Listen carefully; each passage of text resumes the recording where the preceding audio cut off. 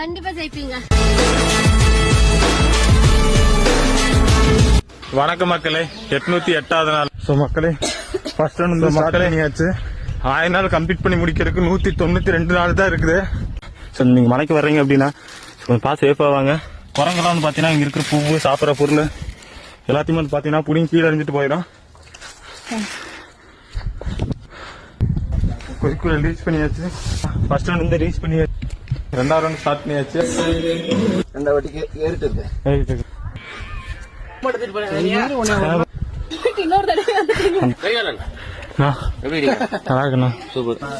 ரெண்டாவது உச்சி ரீச் பண்ணியா.